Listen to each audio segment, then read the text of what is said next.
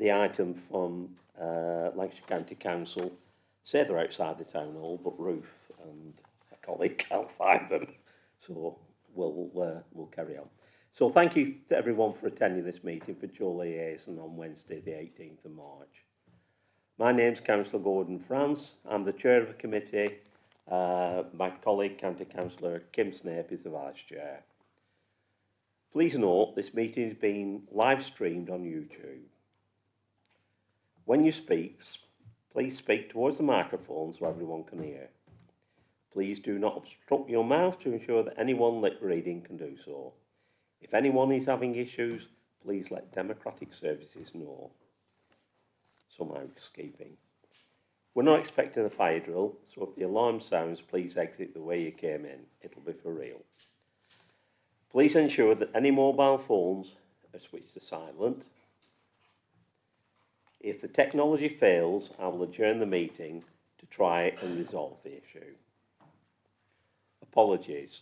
With apologies from County Councillor John Clemson, Lee Hutchinson, Councillor Beaver, Southern Parish Councillor Merrill Urey, Graham Ashworth, John Dolan and Councillor Jennifer Whiffin.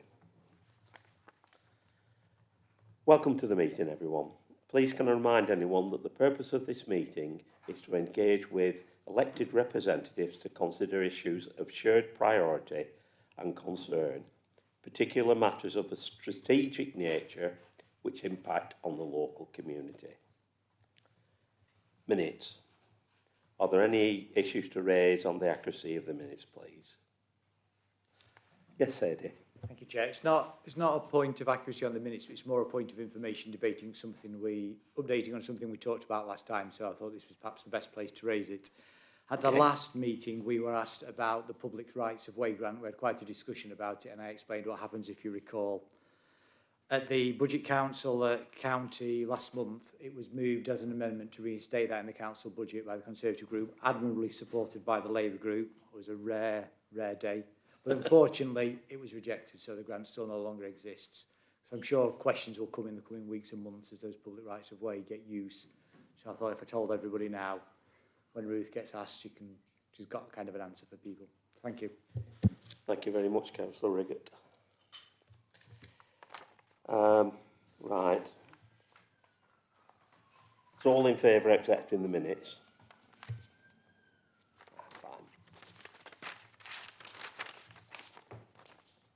Right, due to the situation with the County Council officers, I'm going to move to item 4, take item 4 before item 3, which is Chorley. It's the climate change programme update.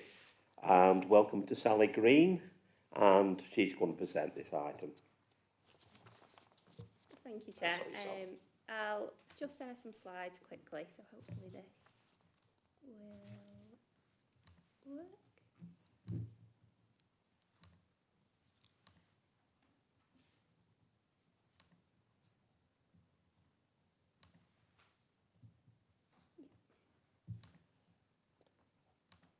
Good.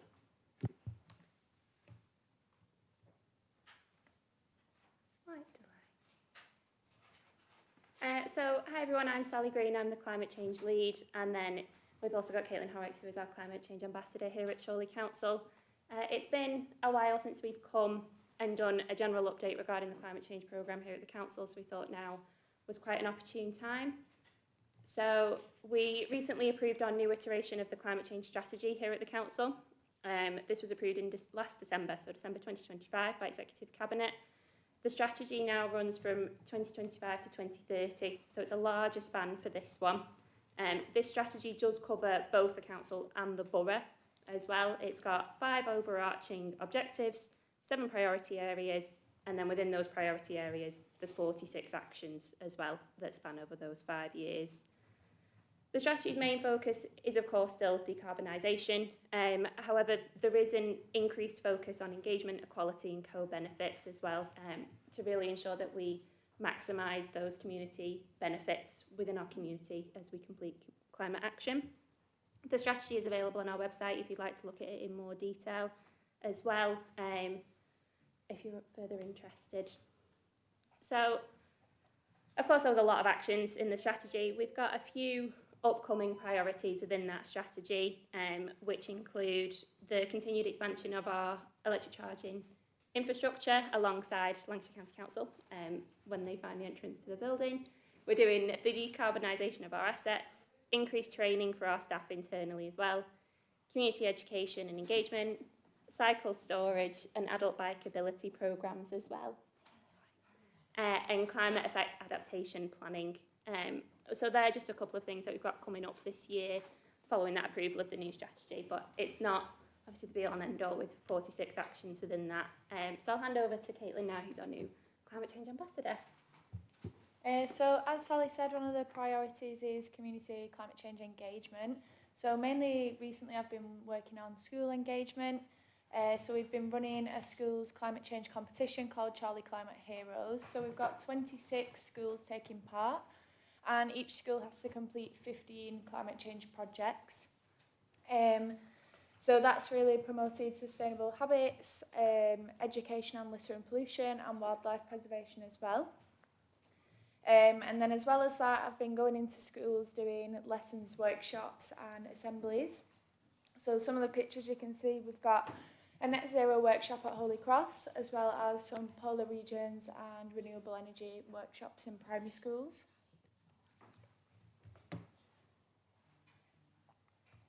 So as well as that, I made a new website for the council as well, just for climate change. So this has loads of different information on challenges in the borough and what we're doing to tackle them. And also I've made a lot of teaching resources that are available on there as well. So they are free for schools to use. So if you do have any close connections with any schools, you can promote them as well, and for them to get in touch to organise any workshops. Thank you. So since we are quite early within our new climate change strategy, we thought this would be a really good opportunity. One of the main points, of course, is engagement, but it's also engagement through and with parish councils as well. So this is more just an open call of interest if you're interested in councillor training on climate change awareness or on that community climate engagement as well, or if you would like our support with community engagement, or if you want us to work as that conduit as well for it with regards to that climate action. I say we are early doors, but we're just giving that offer out to you as parish councils at the moment. So please do contact us. This is our email address, so both of us check it every working day, I'll say. But that offer is there, and we are really keen to improve our engagement within the community with climate action. So thank you. You're happy to take questions if anybody's got one, Sally, yeah? Right, have we got any questions for Sally? Eddie? Thank you, Chair. I suppose it's a little bit of a request. If you're able to draft what a letter would look like that talks about the pack to send to schools, I'm more than happy in my county capacity to send it to all the primary schools in my division, and I'm sure Kim, Chris and others will do the same if we want. Thank you. Yeah, that okay? Yeah? Yeah, we'll sort that for you, Eddie, no problem. Julie? Devil in the detail, I really appreciate knowing which schools are engaging at the moment, so we can encourage them and motivate them to keep on board and see where the gaps are. Really helpful to know. Thank you. We can send a list out following this, if you like, of ones that have gone in contact and actively engaged with us, and those that have had lessons and workshops already following this meeting. Thank you, Sally. Anybody else? Any more questions? Well, thank you very much for that, Sally. Moving on. We'll now go to item 3, which is a presentation from Lancashire County Council. Welcome to Amanda, Kieran and Kate. And this is going to be on Lancashire Electric Vehicle Infrastructure Programme Update. Over to yourselves. Thank you. So it's myself and my colleague Amanda. Kieran couldn't make it today, unfortunately. So just double check. Can we shed some slides before? I think Sally is just getting ready to put them on. So just bear with us 1 second. So first of all, thank you very much for having us. While Sally is getting things ready, a means of introduction, my name is Kate Wood. I'm a Senior Project Officer at Lancashire County Council on our EV charging infrastructure team. And I lead on communication and engagement activity for the programme, which quite heavily involves working with our district colleagues and parish councils. And I'll let Amanda introduce herself as well. Hi, I'm Amanda Downs, project lead for EV charging infrastructure in Lancashire. I used to be responsible for the parish and town council doing some work when the county council originally was involved, so things have changed a lot since then. So I do have quite a lot of close links with working with districts and the parish council. And my old team works on the charter, so we've got a good background here. So without further ado, I'll let Kate tell you more about the project. It's a very exciting new development, and I think you'll all be really keen to hear about it. So I'll stop talking and let Kate fire away. Thanks, Amanda. So can we have a next slide, please?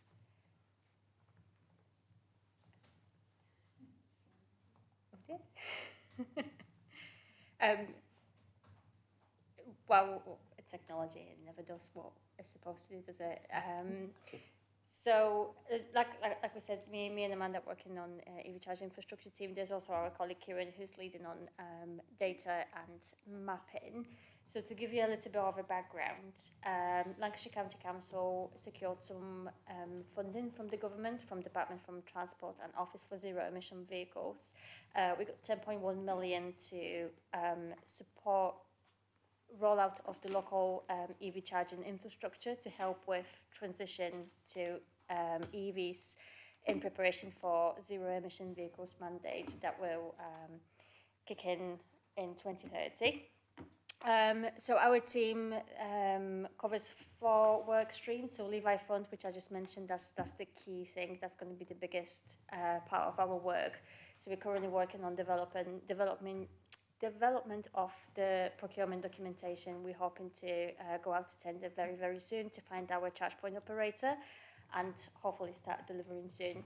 Part of this fund and this big project is also Levi Pilot Fund for the lamppost. So we secured £400,000 for trialling charge points integrated into lampposts, so using the infrastructure and street furniture we already have.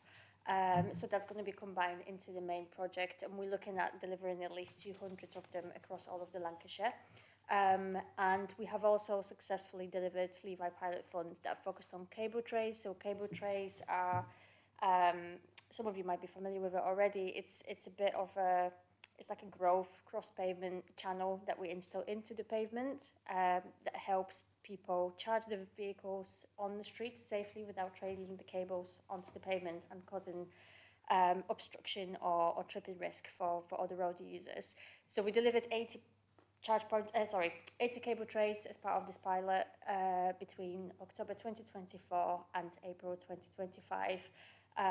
It has been a very, very successful pilot, and we are now moving into more permanent delivery. So we secured some additional funding from the government for cross-pavement solutions, and we'll just carry on rolling it out across Lancashire. We already have about 200 residents on the waiting list who are interested in the installation, so demand is definitely there. And lastly, we already have existing infrastructure across Lancashire, which is operated by BP Pulse. So we have 150 sockets all over the county. It's quite an old contract. It sort of started before our team was formed in 2018, and it runs out in 2028.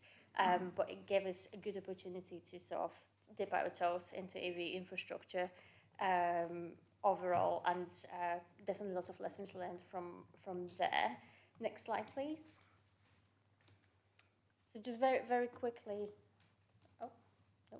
If you need it, I can just give you a little bit of just a policy context why we're doing EV charging infrastructure. So obviously we've got a zero emission vehicles mandate coming in 2030, which is a national mandate that will see phasing out of new petrol and diesel vehicles being sold by 2030. That's for the cars, and by 2035 we are phasing out petrol and diesel vans. So obviously we're going to see a big increase in use of electric vehicles. and there is a benefit to environment in terms of air quality, in terms of noise reduction. There's also, with the air quality, benefits to public health and to our economy. So the project will deliver increase in green jobs and social benefits, social equity. There are several benefits of the delivery of the project. And next slide, please. So briefly mentioned before, we secured 10.1 million for the large-scale deployment of the charging infrastructure. Is it different? It's different. I think what you're seeing is different, but I mentioned that before.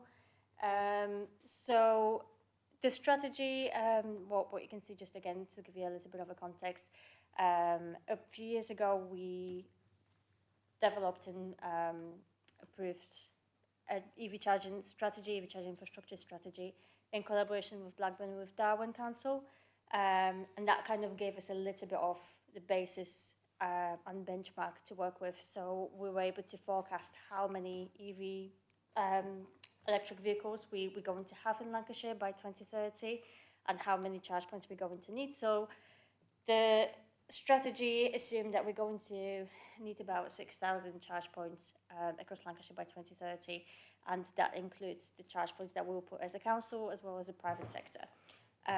So this is more or less the figure we are going with. We've done a little bit of maths and used an awful lot of data to project the number of charge points we're going to need. Next slide, please. So our funding will deliver at least 6,000 charge points plus 200 lamppost integrated charge points. They're going to be sort of split not equally between all 12 districts and all parishes. This is going to be allocated based on need. We haven't done a single site selection at the moment, so we're going to work with our communities, and this is where parish councils are going to be absolutely crucial in our engagement. We want to understand where residents want the charge points, where's the highest need, focusing on the household without access to off-street parking, so drives, garages and so on. Next slide, please. And we're working very closely with partners as well, such as Transport for the North and the government and other districts. So it's a very collaborative approach. So in terms of the scope for the project, like I said, we will focus on the areas where residents can't charge their cars at home, where they just can't park off-street and use home charging. We are very well aware that there is a difference in price in terms of public charging and home charging. Unfortunately, this is a little bit out of our hands. Obviously, the government is working on various initiatives to reduce the VAT and cost to it, but the energy price is fluctuating. There isn't an awful lot that we can do with it. However, the focus of the project is to keep it as affordable, as accessible as possible. So we're using the 10.1 million that we got from the government to sort of kickstart the installation and secure and unlock even some private investment that will help put charge points in the areas where normally private sector wouldn't install them. So the areas with the high level of deprivation and so on.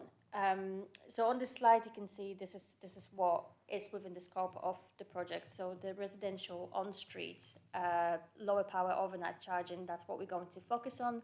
There is a little bit of scope for fast charging, for hubs, but it's still going to be predominantly residential charging, and anything commercial, workplace charging, and so on is out of scope of this project. Next slide, please. So, like I said, we haven't done a single site selection. However, we've got an awful lot of data. We work with many partners. We work with our internal data team to try to map out the areas where there is the highest needs. And we're also going to launch in hopefully next couple of months. And we're kind of hoping that we'll have it ready and live by now so we can present it to you today. But things don't go always to plan. So in a couple of months, we'll be launching a resident mapping tool, so an online engagement tool where residents will be able to drop a pin on a map, suggest a location where they think the charge point should go. We will take this, we can move to the next slide, that's absolutely fine. and we're going to take all the suggestions into consideration. We're going to assess it for feasibility. We're going to work with our charge point operator and the data that we already have, and put those charge points in the places where residents really need and want them. We're going to prioritise places where there is probably the highest demand, but the rollout was spread over 5 years, so there will be places where right at the beginning maybe residents are not so keen on the idea, but as the time goes on, we kind of hope that the EV uptake will increase, and then demand for charge points will be there as well. But this still will be key element in site selection. And again, this is where we kind of hope we'll be able to get some support from the parish councils in disseminating it amongst your communities and promoting it with residents. We will be producing QR code, we'll be producing posters, and if there is anything else that we could sort of support with to make it a little bit easy to promote, then please let us know, because we are very aware that you are probably the closest to our residents, and you will be just a key part of our engagement efforts. Next slide, please. So in terms of the timeline is changing constantly. Right now, like I said, we are hoping to go out to tender and try to find our charge point operator who will help us deliver the charge points. So that's around March right now. We hope to be able to award the contract around September, October 2026 and start looking at delivering the first charge points, putting things in the ground from January 27 onwards. We're looking at a 5-year initial rollout, but it's a 15-year contract, so there is no end date. We're quite flexible, quite fluid, but we do want to have 6,000 charge points within the 5 years from awarding the contract. Next slide, please. So I very briefly mentioned the cable tray. I won't dwell too much on it. Like I said, we delivered 80 already. We're kind of hoping to deliver a lot more, and this is another sort of area where parish councils will probably be quite crucial as well in making the residents aware that this is an option. It's not option for every household. It is subject to inspection. There are some technical sort of restraints where the cable trays can't be installed.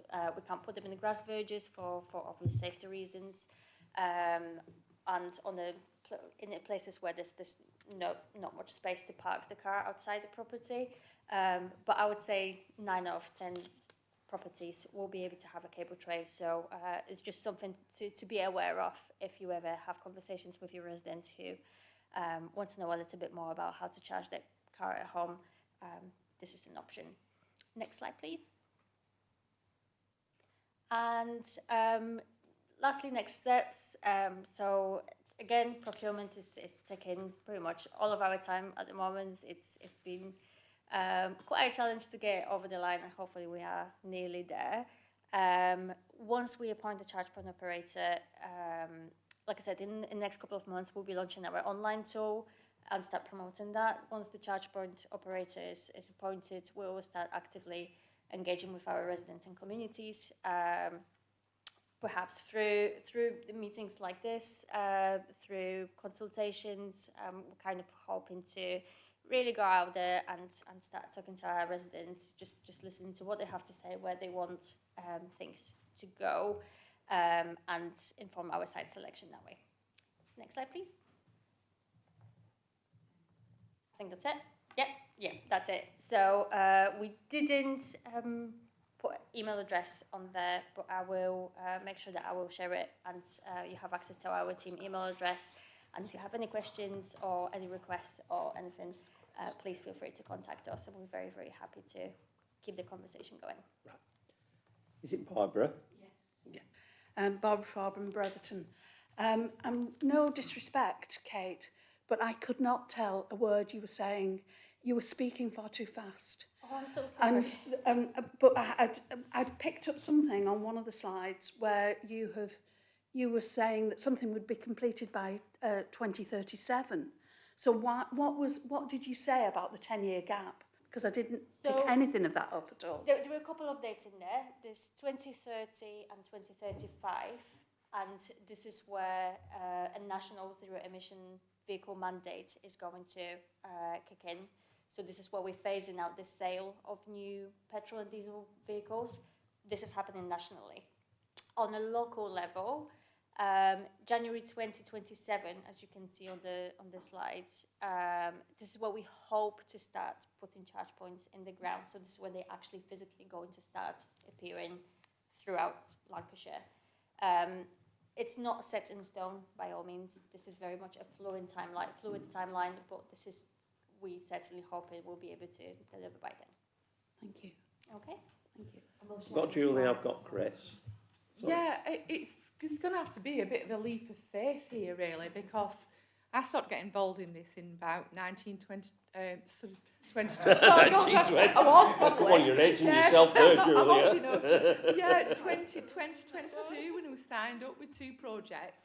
One being working in an area where there was a lot of terraced houses, where we had a hub, where we were just trying to develop like shared space and get the charging done. And the money had come up from government in 2022. There was this guy appointed called Phil Green, and promised me the world, really. But in addition to the terraced houses scheme, because actually they were quite proud what they were developing around the ability to be able to charge up cars, you know, with the terraces. It was very difficult. But we also had this aspiration that we'd get EV charging into all our schools. And neither of these things have happened, really. So I really hope that, you know, this is a real commitment and that we roll it out. Because heaven knows what happened to the money that was sent up in 21, 22, because, you know, it's almost like we've not heard of it before, but we have, and it was very, very disappointing. I think, I talked to Eddie at one stage about it. I think there was this to do with the last administration, this administration. If you've got the money, let's just roll with it and get on with it, please. Thank you. It is happening. I think the issue with that is that we got money. The money was approved a few years ago. That doesn't necessarily mean we had it in our coffers. I know it's how frustrating it is. Trust me, it is very frustrating for us as well. I'm sure Amanda will say the same. We trying to move things as quickly as we can. Unfortunately, sometimes it doesn't work like that. In terms of your point on schools, it's not unfortunately within the scope of this project. It's just focused on residents. However, the government launched some additional funding for schools, so schools can get up to £2,000 for installation of the charge points. This is something that you will have to apply with the government. I can share some information with the links. That's absolutely not a problem. But it is, yeah, it's slightly different issue. There's grant money available for schools. Yes, absolutely. Yeah, it came out at the start of this month, so thank you for that. Chris. Yeah, really interesting, and good to see we've taken some steps forward. But I mean, on the face of it, like for most of central Chorley and east Chorley, you'd think cable trays would be brilliant, but from terraced housing or houses with very short gardens, but we've then got the massive problem of parking in our central areas. Nobody in my street knows where they're going to park the car when they come home, and that's replicated across the town. So I'd like to think that it was a good solution, but I'm not convinced by it. Electric charging points, yeah, from lampposts and things like that might work better if every lamppost is that. But if the cars take off in the way they're supposed to do, there won't be enough lampposts. I think there's quite a lot of problems, really, and I have no easy solutions. I don't really think I've heard an easy solution from what's behind me. So I wish you well. Thank you. Just a couple of points. So I think you're absolutely right. There is an issue with parking. What we're trying to do is not replace every petrol car with electric car, because that's not going to work. What we need to do is, and this is what we're actively doing, as Amanda's background as well, we work with our active travel team and all the other solutions around Lancashire to focused on sustainable travel, and it's a holistic approach. So we're not trying to replace it like for like. In terms of parking, we're fully aware this is a problem, but most cars won't need to be charged every day. They'll be charged once a week. Most people don't do enough miles to have to charge the car every day. So I think that there's going to have to be a behavioural change and shift in perception from the residents, but this is also what we're trying to achieve. And there's all sorts of different solutions that probably don't even exist yet that will be able to help with all the issues around parking and use and sharing. But it's just something that we're going to have to wait and see and cross the bridge when it comes to it. Amanda, do you want to add anything? Yeah, just obviously our charging infrastructure, it's not the people who have the driveway, it's for the public who have to park on the street. And we're already starting to see something called co-charging. So if you've got a friend or a relation or somebody who's got a driveway and they've got a charge point, you can go on an app now. You can pay up front and you can go on someone else's charge point. So there's going to be lots of other clever solutions coming up as well. But the vast majority of our charge points that we're going to be installing, they're the smaller ones that charge overnight. So like the ones on like a pedestal or a post. They're not the big hefty things like you see on Market Street, which is our BP Pulse one on the presentation before. So what we want to do is we want to make the most of that overnight charging opportunity. When the residents are asleep in bed at night, we want the car to be charging if it needs a charge. And it's important that that's drawn down from renewable energy sources as well. So it's balancing that demand out on the national grid. So it's very well thought out, but as Kate said repeatedly, we haven't made a single site selection yet. And this is how we want to engage with you. We're not going to come at this and tell you where these charge points are going to go. We want you to work with us, and whichever company gets the contract, the appointed charge point operator, we want to sit down in a partnership approach and work with you. So the way we're going to do the evaluation for the contract is we're going to get these providers to tell us their delivery plan, and we'll assess it. So it really is an open book. It's a clean slate on where these charge points are going to go. We've not come with a hidden agenda. We know where we've got like heat maps and cluster maps of where we think they should go, but it's not a done decision. So it's a very genuine offer of inclusion and engagement. Eddie. Thank you for the presentation. There's an issue that came up recently in Exton with one of our parish councillors a couple of months ago, which one doesn't relate to the strategy. It's part of this whole piece of work where they went to have a charger installed in their home in Exton. It's full of loads of semi-detached houses with drives, and Electricity North West had to relay the whole cable for the street, causing quite disruption because the cabling that was originally laid didn't support the power required. So I'm wondering if there's an opportunity through this, either through this team or working with the district leaders, to see if Electricity North West can potentially provide us some mapping as to where that may arise, and hopefully get it on their capital programme to get the right areas done that align with where we think the demand is, so we're not forever digging up streets one at a time as somebody asks for one.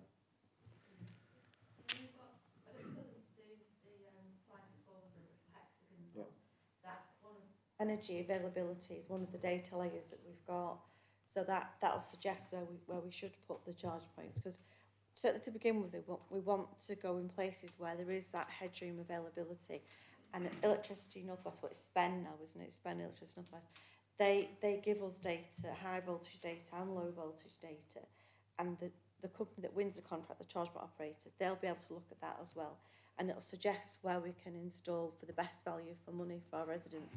So we'll plug in the resident engagement data as well, and there's all sorts of other data. We've got even data on driveway and no driveway data. We've got road width, pavement width. So we've got all this data to pinpoint where we think we should go to install the charge points. But we are going to plug in the resident engagement narrative into that site selection work as well. But yeah, we very much work with there's various contacts. We've got building conversations with. We've got Northern Power Grid on the Yorkshire side of Lancashire, and we work with Scottish Power for the West Lancs area, and we've got conversations with Electricity North West about those DNO connections and the lead-in time and all that planning and preparation. But we're working with them now and building up good data and good mapping on where we should be installing. in rural areas as well. I know we've got plenty of rural areas in Chorley as a whole, haven't we? That's not to say, oh, it's an urban area. You know, it's easy to think that people who've got land, they've got a driveway and they've got an ability to put a wall box on their own house. It's not always the case. There's lots of hamlets and villages that everybody has to park on the street. So again, we'll be working with that energy headroom availability and looking at what the need is of the residents, rather than just assume that people in rural areas can fend for themselves. So it is part of the consideration, very much that. Yes.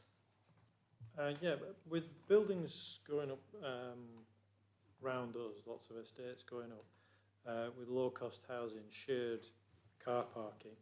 So there's loads of low-cost houses, and in the middle you've got a car park. If they were to put a EV charger in there that would charge slowly overnight, is there some sort of booking system that would come with it so that people would book a charge overnight, or is it first come, first served? Highway, because obviously local highways authority. So it's on private land, we can't put our charge points on that because somebody else owns the land. But there's various planning regulations now for provision of charging points when there's new builds going up, so that should accommodate those sort of demand levels as well. Again. Okay, my question might be more directed towards Chorley Council, but I know I've had a couple of cases recently where people live in established social housing. They have the money to pay for the installation of the EV charging, but the housing associations won't let them. Now, not the communal car parks that are just referred to, but actually attached to the front of the premises. And I just wonder if there's any rules or anything that they have to adhere by. I get what you say for new properties, but just because somebody's in social housing shouldn't mean that they can't, you know, if they're going to pay for it. We get a lot of people asking for on the cable trays that are Motability customers, and Motability will pay for the wall box on the house, and they've even offered to pay for the cable trays. But as it stands now, we've got money for the cable tray, so the resident only has to pay a £50 application fee. So it's very favourable. I mean, normally that would cost about £1,200 to have the cable tray put in, but we're using government subsidy money to put it in, so all the resident has to pay is £50. But we can only install on Lancashire highways. We can't dictate what a housing association will accept or won't accept. But so, as the housing authority, can we not put pressure on Jigsaw and places for people that if there's demand, and if people want to pay for them, you know, if people have the money to pay for them themselves, they shouldn't be stopped from, as long as it's all being done officially, it's not some botch job.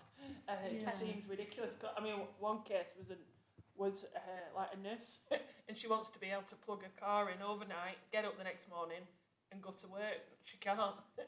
It's ridiculous. If I can just jump in there, I hadn't heard that specifically, but I'm sure we can look into it, and we do obviously have strategic liaison with some of the RPs as well. So if there's a couple of specifics you can let me know about them, we can pick that up with them. Thank you. Sorry, just on that, Chair, I'll take it up with Jigsaw Homes as well. Thank you, Chris. Any more questions? Alan?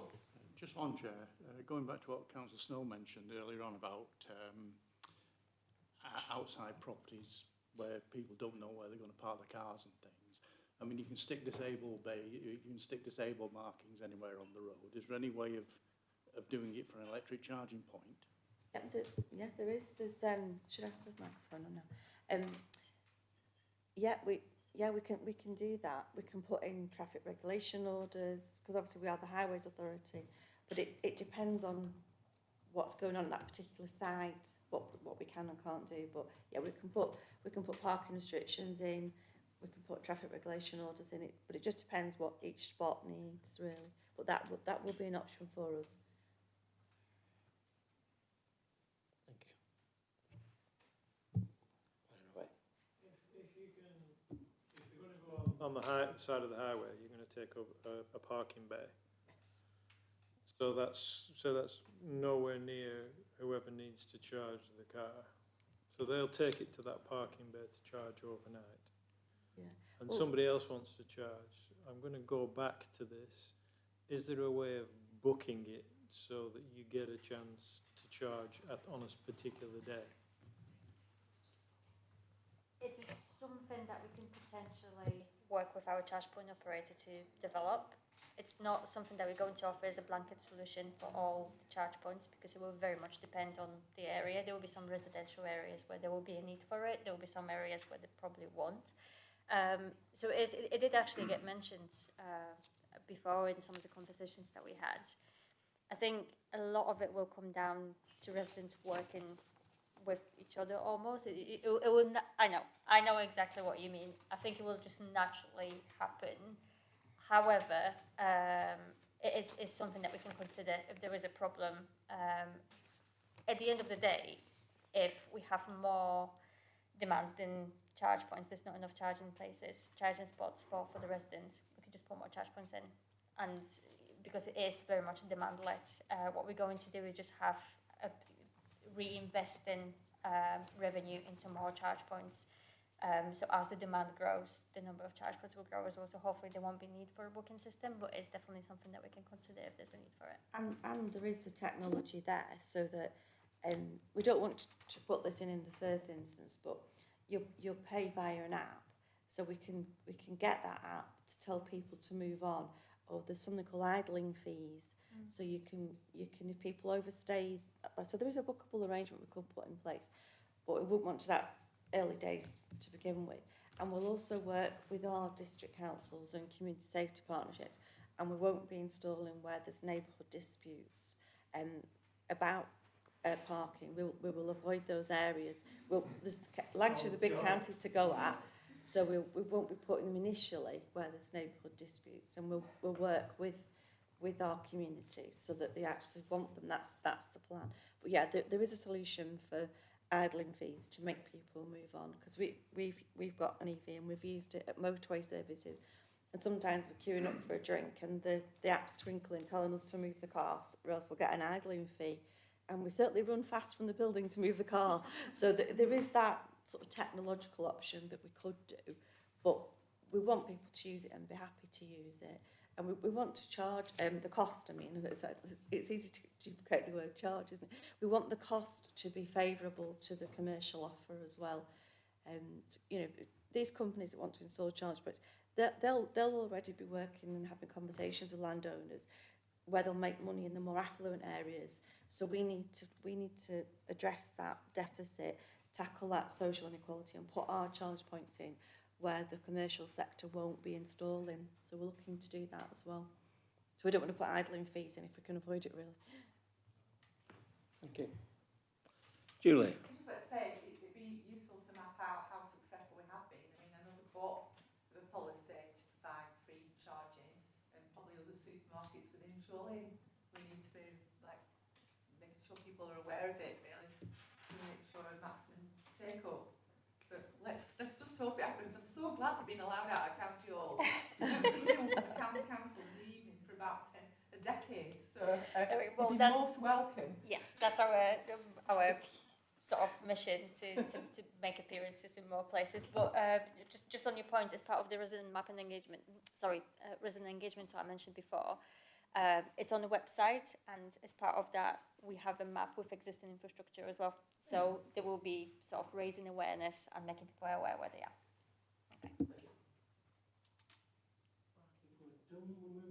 You're welcome to leave if you like now, ladies. And thank you very much. Thank you.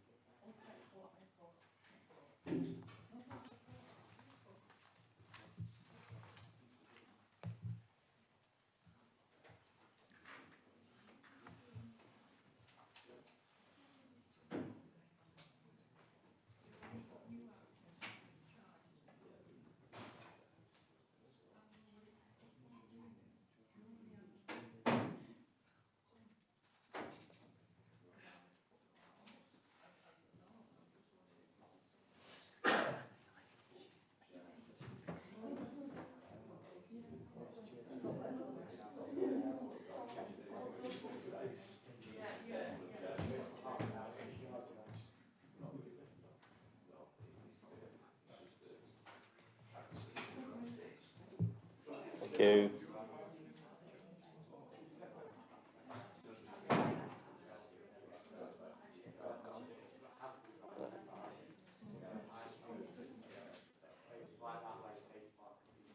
Did you want me to read out the town of culture? Just want me to read? Yes.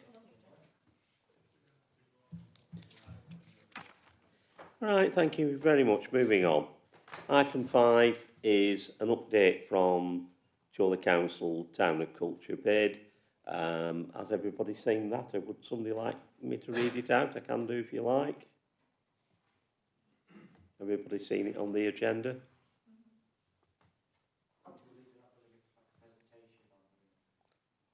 No, what the leader will say is at before the last town team meeting around the town centre team, I think it was 2 weeks ago, there was a meeting of cultural operators from across the borough, which I wasn't involved in, you'll be delighted to know. So we did invite lots of people in who do cultural stuff to try to help us write the bid for it, because I think there's a bid that has to go in a month or two. It's quite short, it's only a couple of thousand words. And from that, that's basically like an expression of interest. And then from that, you'll be invited to expand your bid if you go to the next stage. But bear in mind, there's only one, I think, on one reserve town going to be selected out of an awful lot of towns. So I think there's at least 4 or 5 in Lancashire alone. So there's probably going to be hundreds across the country. So it's going to be quite competitive. But we got in early and we are giving it our best shot. Thank you, Councillor Bardley. Any questions? The updates there. Thank you. Moving on. Item on the digital skill update, which again is on the agenda. Anybody, any queries on that? Julia. I'm just quite disappointed, really.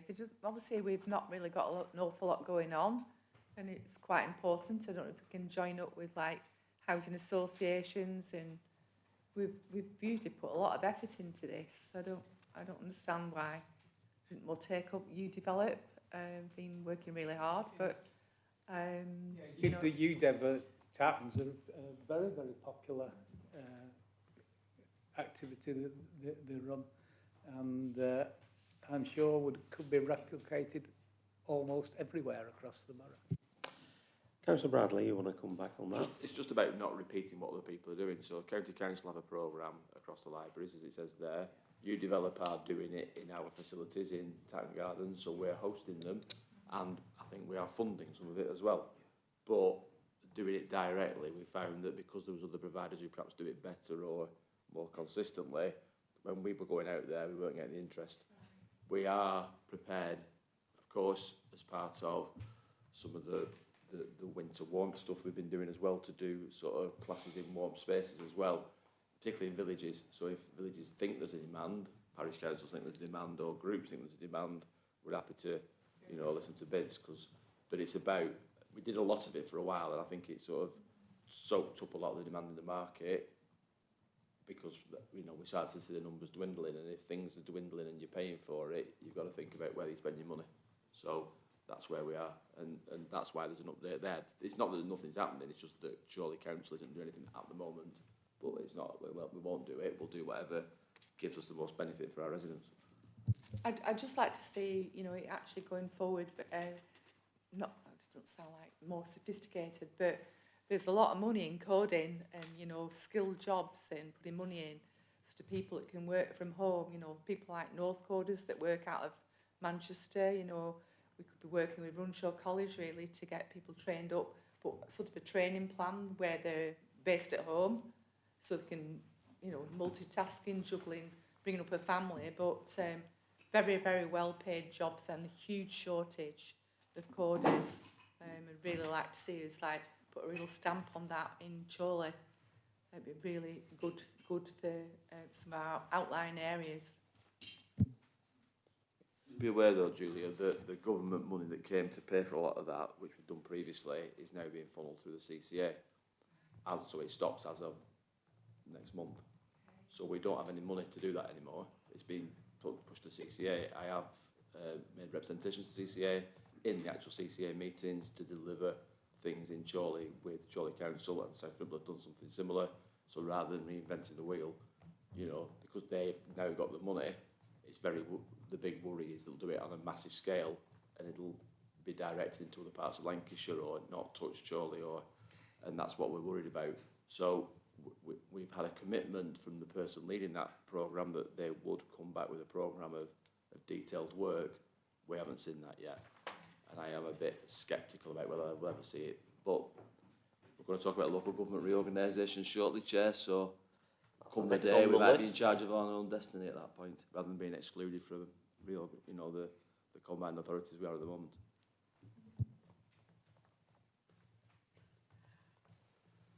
Right, moving on. As you quite rightly say, item requested by Heath Charnock Parish Council, which is local government reorganisation update. There's not really a lot to update. It is there on the agenda. Any queries? Anybody any questions? There's not a lot to say really. Through you.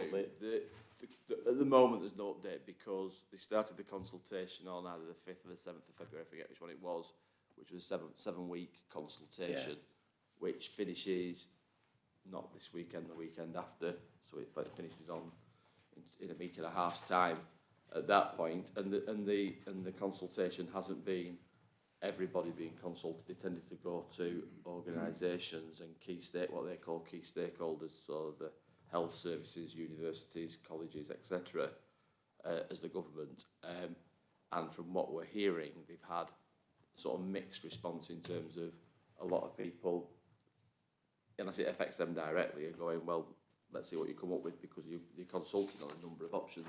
So we might have some more clarity once that consultation's complete, and they are planning to tell us what the next stage is, probably around June time, with an idea to it being confirmed before the summer holidays. So we will see what happens, Chair, and that's where we are. There's something to add, Kim? Yeah, I was just going to say, I attended that Heath Charnock Parish Council meeting. I don't think you were at that one, but although they haven't put it in the email to Ruth, the main misunderstanding or concern seemed to be about the implications on health. So Susan Hilton, who's quite prolific optician and stuff and medical in the field, does loads at Manchester Uni, etc., seems to be under the impression, or was telling them, that if this happened, that this would then have ramifications for contractual obligations for the health service. So for example, like the example she used was, say we ended up in the example, in the suggestion that the county's making, you know, from east to the county to West Lancashire, that you could then end up with a case where, I don't know, say they were contracting for, I don't know, a new GP surgery or something like that, that you'd end up with a situation where people in Adlington, Heath Charnock could end up going to Rosendale for having, you know, chiropody or something like that, because we're in that same local authority area. That seemed to be the gist of where the... Well, just to reassure you, none of the organisations we've spoken to said they will be changing their footprint of working based on what reorganisation the local government did, because most of the footprints they work on now aren't coterminous with local government footprints. So the police work across South Division in Lancashire, that's various councils. The health service, bizarrely, West Lancs, which is part of Lancashire, works more into the Merseyside area of health, so it's a bit on its own. But obviously the central bit includes Preston. There's all kinds of footprints that they work across Lancashire, and most organisations went, it's very interesting, but we can exist in the existing world, we'll exist in the new world. I think health is going through its own reorganisation at the moment. It's only just starting, but you can see from what's coming out of the care board at Lancashire, the ICB or whatever it's called these days, they are looking to rationalise health footprints across Lancashire.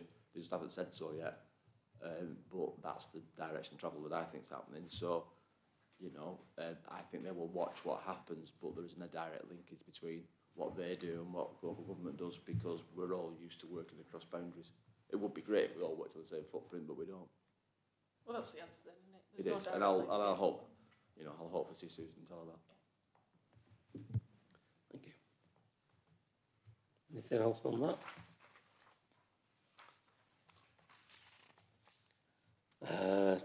Item 8 is question from members of the liaison and the public. Anybody got any questions? Yes, Julie, I've go got on. an issue in Coppell in that we have a significant housing development that's quite far away from the parish, and there's an indication that possibly isn't going to be time during reorganisation for do new boundaries, and it's difficult because people are having to travel quite a way to vote. Like I say, totally displaced. So the parish council are doing the best to welcome, you know, obviously they charge a preset, so we want to indicate that we're giving good value for money and the sort of opportunities and amenities that we offer in Coppell, but it is a bit of an issue, and I don't know if that's happening anywhere else. Is there any other indication there are other areas that have got a sort of disconnect really with their local sort of satellite parish? I can only speak for our own ward and we're all right. There doesn't seem to be anything there. Have you any comments on that, Alistair? No, it's a bit of a vagary about that far end of East Green, isn't it? Yeah, that you've got the bit of Coppell that's effectively part of South West Chorley. Yeah. In its divorce from the rest of Coppell. There are a little bit of the extant bits that have sprung up around Buckshaw again. There's little bits that are disconnected, but no, the reorganisation will be happening before next year. So you've no time to do re-parishing, re-warding, although Deborah Platt has said that it needs doing, and it needs, one of the ways of working under local government reorganisation is you have local area spokes, hubs, whatever the word is I'm looking for, and my own view is, and I'll put this into the wider process as we're going through, is that parish councils are important as part of that. That then asks the question about the areas that aren't parished, and then what happens there. So, no, it's not joined up. So, you know, surprisingly for government, they're not joined up, give over, who would have thought it. But, you know, they're trying to force the government reorganisation in very quickly, and other things will have to work around that. So, there is a discussion about where those properties end up long term, because the historic boundaries of Coppell and South West Chorley are very different than what they are now, in my view. And potentially so is Buckshaw in some of its parts, isn't it? Thank you. Anybody else on that? Moving on. Items for future meetings. I mean, usually they come in later, but if anybody's got anything pressing that they'd like at a future meeting, we'll certainly make a note. I'm really keen to progress this, you know, sort of like joined up thinking around local reorganisation. I think parish councils, as Alice has touched on, are going to play an integral part in this, and it's a bit of a hodgepodge at the moment, you know, when it comes to, you know, we're not parished in our town centre wards. And we've got a lot to offer, really, so it's about stepping up and engaging and finding out what all the risks are. When I say risk, it doesn't mean to say it's not an opportunity, but we really do need to be grafting and sorting out where parish councils stand and the role that they're going to play. Chris? Yeah, I would agree with that, Chair. I think actually it appearing on the agenda now is a bit unfortunate, isn't it? Because we've just fallen into that little gap while things are happening. But by the next meeting, I think we'll have some idea. I think it should be a continuing point on the agenda, because it will be to do with democracy within what was Chorley Borough and its continuance. We don't want to lose our identity as Chorley. Adlington won't want to lose its identity as Adlington, and you know, and just that this reorganisation recognises that you know, people do identify with their localities, and it won't necessarily be what some Lancashire south of the Ribble and Lancashire north of the Ribble. People are more interested in Lancaster and Preston and Coppell, aren't they? So I don't see a problem. We can make a note of that, Ruth, and we can have it as an item, As I said, there's not an awful lot to say this time. Okay, that's noted for you. Item 10, any urgent business previously agreed with the chair? I haven't got any. And has everybody somewhere along the line had a note about future meetings? I think it's possibly on my agenda here. Yeah, got it here. 3rd of July. Right. Oh, no, sorry. Can't be. Wednesday the 15th. Deadline for items to be requested is 3rd of July. Yeah, Wednesday the 15th of July is the next liaison meeting. Sorry, we're just looking at the next line, which is items have to be submitted by Friday the 3rd of July. So, thank you very much for your attendance and safe journey home.